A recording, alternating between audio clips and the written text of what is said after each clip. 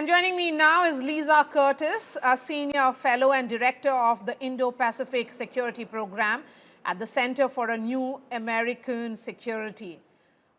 Ms. Curtis, really appreciate your time.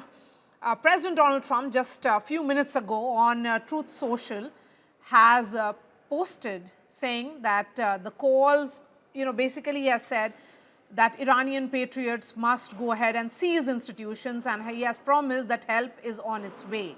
How credible is this as a catalyst for regime change, given his first-term record, ma'am? Well, I think these are protests that have started internally against the economic situation. They show the frustration of the Iranian people, but we've also seen a severe crackdown by the military establishment in Iran. A lot of people are reportedly being killed in this crackdown. So, there are a lot of questions about, what impact the U.S. can have on this situation. And while people were talking about a military option, I think the Trump administration is moving away from the idea of military strikes because those could in fact backfire. I think if anything, they would focus on the sanctions, the economic blockade. Because if you talk about a military strike, that could actually backfire. It won't help the protesters in any way. And in fact, it could backfire because it could allow the military establishment in Iran to focus people's ire on a third party, on the United States. So I think what we see is the Trump administration may be backing away from that idea that it will interfere militarily in Iran right now, and is really focused on trying to encourage the protesters and help the protesters. President Trump has also been talking about, Starlink and trying to break the internet crackdown in Iran. So that seems to be the focus now, trying to help the protesters in any way that the United States can.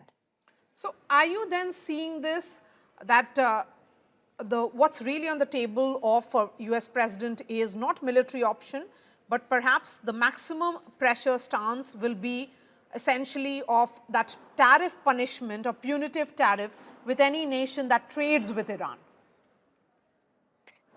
Yes, that does seem to be the focus of the Trump administration now. And I know that could impact India because India does have some trading relations with Iran. India invests in the Chabahar port in Iran, so there could be an impact on India-Iranian trade, as well as many other countries. So I think the economic pressure is what President Trump seems to be focusing on at the moment, because again, the military option could badly backfire and would not really help the protesters in any meaningful way. So I think the focus now is on economic pressure on the regime, trying to get information in and out of Iran through different ways, and making sure that the protesters know that the United States supports them and what they're trying to do. But it's going to be tough. There's a severe crackdown on the Iranian protesters, and the sense is that things will likely only get worse for those protesters. Okay, since you've spoken about India, let's try and put the spotlight on India, ma'am. With India maintaining Chabahar port development and energy ties to Iran, despite the US sanctions, how should New Delhi then balance its strategic autonomy against Washington's pressure, and especially under this Trump's renewed maximum pressure campaign? Well, India did cut its imports of Iranian oil in 2019 during the first Trump administration.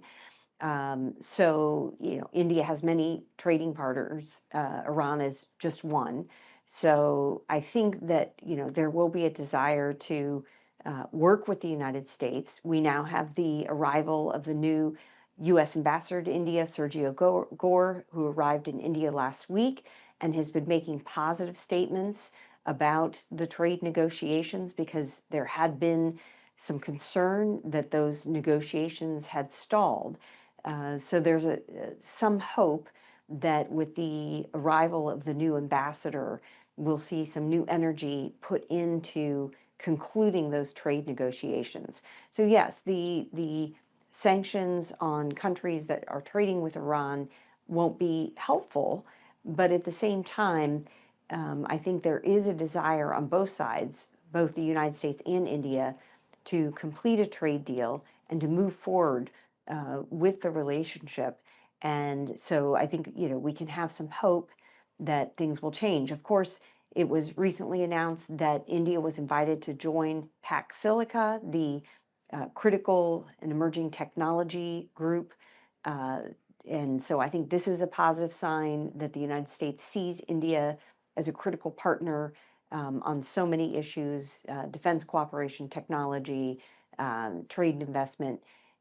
So I think that while the Iran situation is putting a little bit more pressure on the U.S.-India partnership, I don't see it as coming to some kind of breaking point. I think we're seeing some positive movement with the arrival of the U.S. Ambassador to India, and they'll be able to work through the trade issues that are currently dividing them. And just minutes ago, External Affairs Minister Dr. S. Jaishankar has put out a tweet, Ms. Curtis, and he has said that just concluded a good conversation with Secretary Rubio, discussed trade, critical minerals, nuclear cooperation, defense and energy, agreed to remain in touch on these and other issues. So are you sensing that there is potentially now both the countries looking at common grounds, and the trade deal could very well be on the anvil?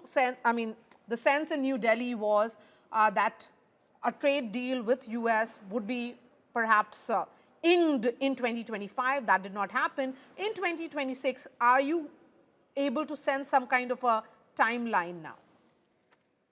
Well, I hate to make any predictions on this trade deal, because we go back to the spring when everybody thought that the U.S.-India trade deal would be the first trade deal completed between the Trump administration and other countries. And of course, that didn't happen. And then we started hearing that, well, by November, trade deal will be completed by November. So I would hate to be too optimistic here. But what I do sense is that there is interest being shown through the arrival of the new U.S. ambassador to India, the fact that he will be able to improve the communication lines, hopefully will be sensitized to some of the issues in India, and will understand the sensitivity, the political sensitivity of the agriculture sector in India, and why India has had protectionist policies for so long in this sector, and that they will come to some kind of understanding that the U.S. will also be willing to move toward India in recognition of the importance of the strategic partnership. Look, at a volatile time in the world that we see right now, Venezuela, Iran, Middle East, all these issues, India is an important country. It's an important swing state that the United States needs to have a good relationship with.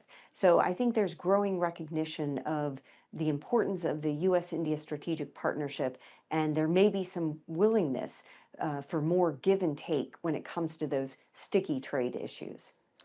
Ms. Curtis, before I let you go, a word on what is being sensed here, particularly with regards to the support that the US president has openly extended to the protesters against the Khamenei regime, that he's working on Israel's agenda, that US is pushing Israel's agenda for a regime change in Iran. I don't think that's correct at all. I don't know what Israel's agenda would be, but the idea here is that these protests were spontaneous.